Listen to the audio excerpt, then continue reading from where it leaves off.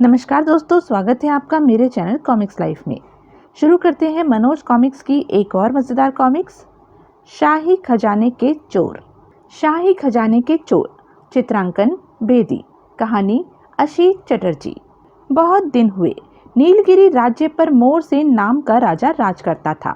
वह बड़ा ही न्यायप्रिय, प्रजापालक एवं पराक्रमी राजा था। उसके राज्य में हर ओर सुख शांति थी, परंतु फिर अचानक राज्य में चोरियां होने लगी। राज्य में चोरों का एक ऐसा गिरोह सक्रिय हो गया जिसने लोगों के दिल का चैन और आंखों की नींद उड़ा दी।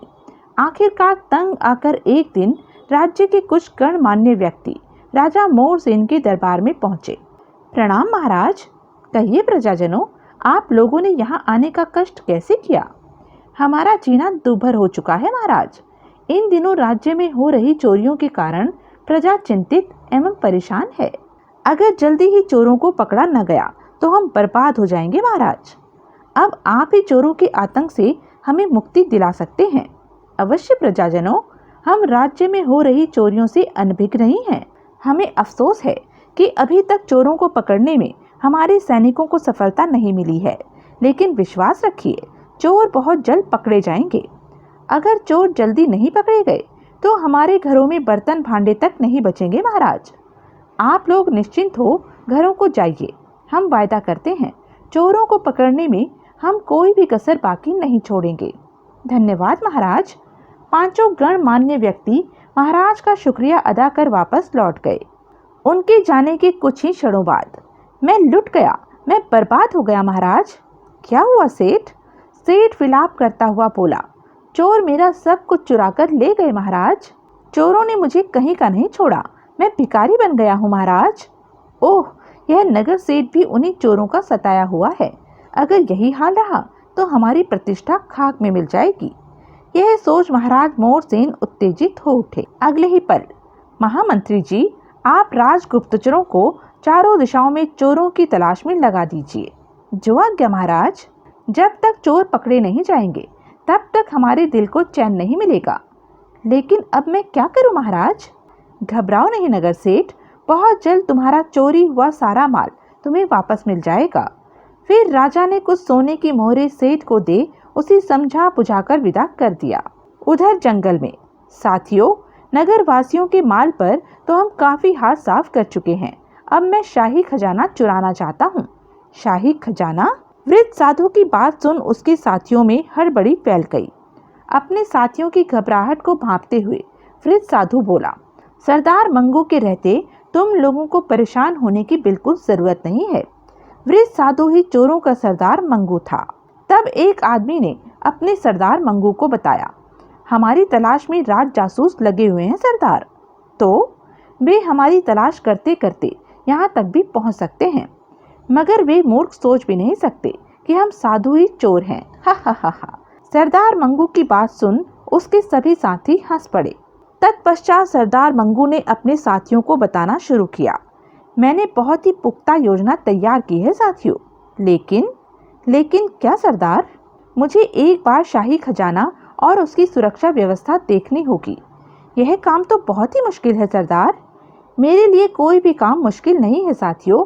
मैं आज ही यहाँ से जा रहा हूँ। आप अकेले ही जाएंगे सरदार? हाँ, यह काम मुझे अकेले ही करना है। जब तक मैं लौटूं तुम लोग मजे करो। सरदार मंगू जिंदाबाद।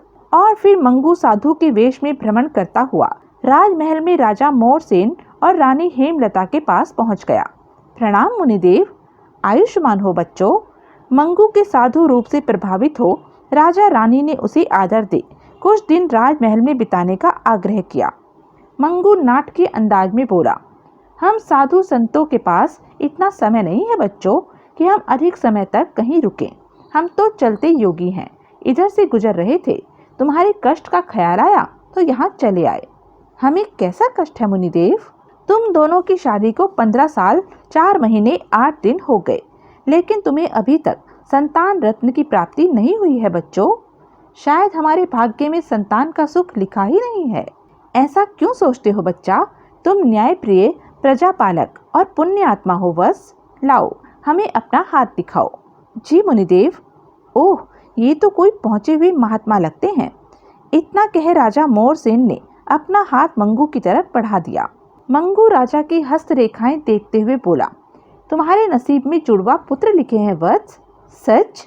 क्या मैं सचमुच माँ बनूंगी मुनिदेव? हम ऋषि मुनि झूठ नहीं बोलते वत्स, तुम्हें 1 साल बाद 2 जुड़वा पुत्र प्राप्त होंगे। लेकिन क्या मुनिदेव? निसंकोच हो कहिए मुनिदेव।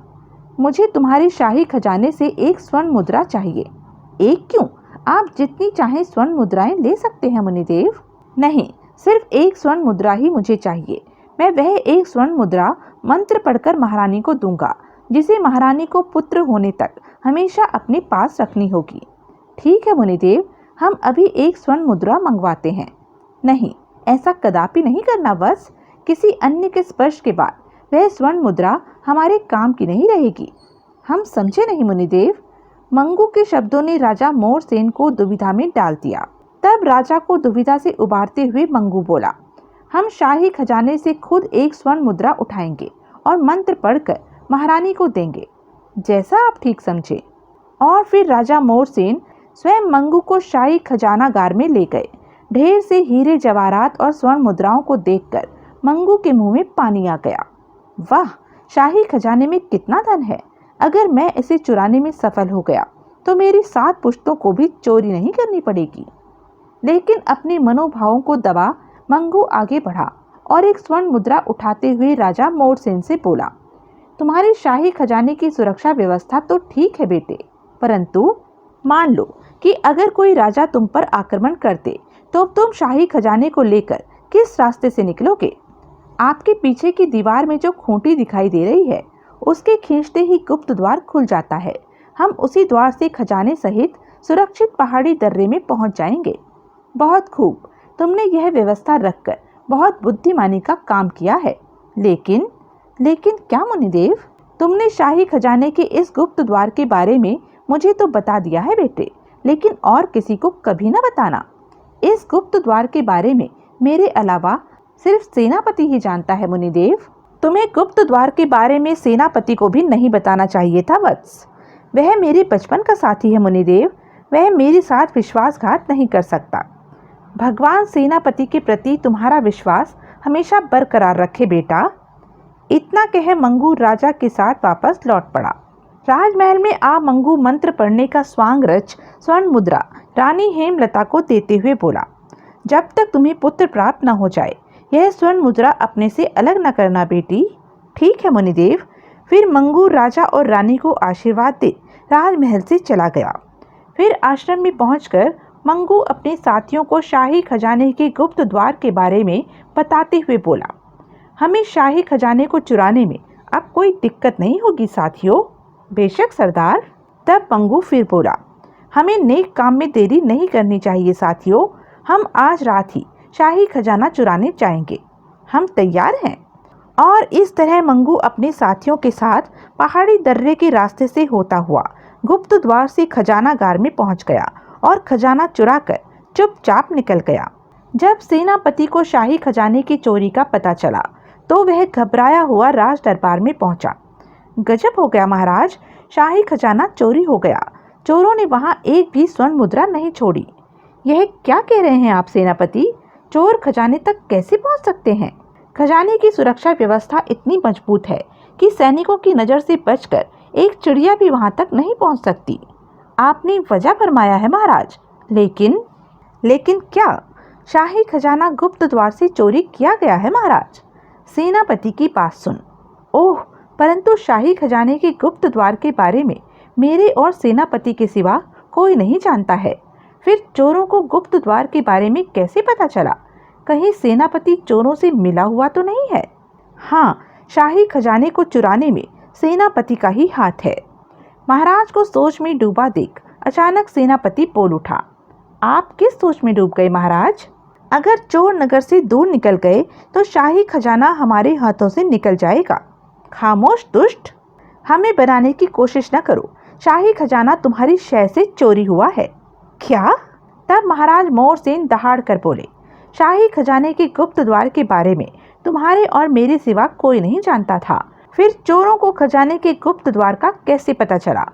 मुझे कुछ नहीं मालूम महाराज। मैं अपनी लाडली बेटी की सौगंध खाकर कहता हूँ यह भेद मैंने कभी किसी को नहीं बताया। तुम ऐसे स्वीकार नहीं करोगे। फिर उन्होंने सैनिकों को आदेश दिया, सिपाहियों, इस धूर्त को गिरफ्तार कर लो। जो हुक्म महाराज। सेनापति को तुरंत गिरफ्तार कर लिया गया। अगले ही पल, इसे कारागृह में डाल दो, हम वहीं इस शैतान की खबर लेंगे। जैसी महाराज की आज्ञा। और फिर सेनापति को कारागृह में ले जाकर एक खंबे से बांध दिया गया। तब राजा मोर सिंह ने एक जल्लाद को आदेश दिया, इस दुष्ट के शरीर पर उस समय तक कोड़े बरसाते रहो जब तक यह सच्चाई न उगल दे। जो अन्नदाता का हुक्म। और जल्लाद सेनापति के शरीर पर कोड़े बरसाने लगा। आह, हाय, मर गया। आह, मुझ पर दया करो महाराज, रहम करो। तू रहम के काबिल नहीं है धूर्त। अब भी बता दे कि शाही खजाना तूने कहाँ छुपा रखा है। मुझे कुछ नहीं मालूम। कहते कहते सेनापति अपने होश खो बैठा। सेनापति को बेहोश होते देख राजा ने एक सैनिक को आदेश दिया, पानी डालकर इसे होश में लाओ। सैनिक। जी महाराज। सैनिक ने तुरंत आदेश का पालन किया और ठंडे पानी का स्पर्श पा। जैसे ही सेनापति होश में आया, महाराज उसे चेतावनी देते हुए बोले, हम तुम्हें आखिरी मौका दे रहे हैं मक्कार, शाही खजाने के बारे में बता दो, वरना तुम्हारी जान की खैर नहीं है। जैसा आप ठीक समझे करें महाराज, लेकिन विश्वास कीजिए मैं चोर नहीं हूँ और न ही मेरी शहर से शाही खजाना चोरी हुआ है। आप मुझ पर गलत शक कर रहे हैं। तुम समझते हो हम तुम्हारी बातों में आ जाएंगे? नहीं, कभी नहीं। हम तुम्हें 24 घंटे का समय दे रहे हैं और अगर इस बीच तुम अपना अपराध कबूल कर लो और शाही खजाने का पता बता दो तो ठीक है, वरना कल तुम्हें फांसी दे दी जाएगी। उफ, अब मैं आपको कैसे विश्वास दिलाऊं महाराज, कैसे विश्वास दिलाऊं? इतना कह महाराज कारागृह से चले गए। महाराज के जाने के बाद सेनापति दुखी हो सोचने लगा, काश मैं शाही खजाने के गुप्त द्वार के बारे में न जानता होता तो आज मुझ पर चोरी का इल्जाम न लगता और न ही महाराज मुझे चोर समझते।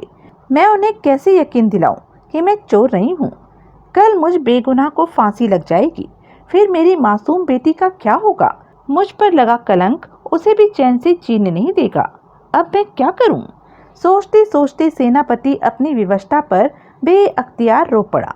उधर सेनापति की बेटी अनुपमा को जब इस बात का पता चला कि उसके पिता को शाही खजाने के चोरी के आरोप में सुबह फांसी दी जा रही है, तो वह राजा के पास पहुंची। प्रणाम महाराज। कहो अनुपमा, क्या यह सच है महाराज कि कल सुबह मेरे पिताजी को फांसी दी जाएगी?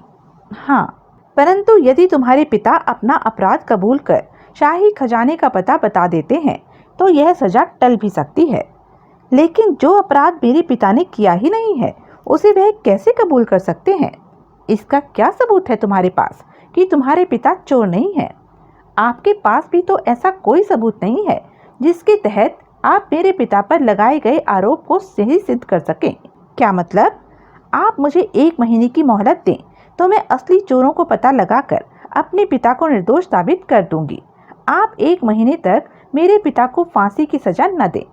ओह, लेकिन अगर तुम ऐसा न कर सके तो आप बेशक मेरे पिता को फांसी दे दीजिएगा। ठीक है अनुपमा, हम तुम्हें 1 महीने का समय देते हैं, लेकिन अगर तुम्हारे पिता ही चोर निकले तो यह थी अब तक की कहानी।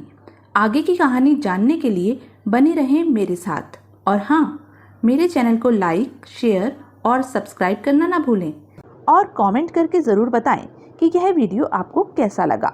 धन्यवाद।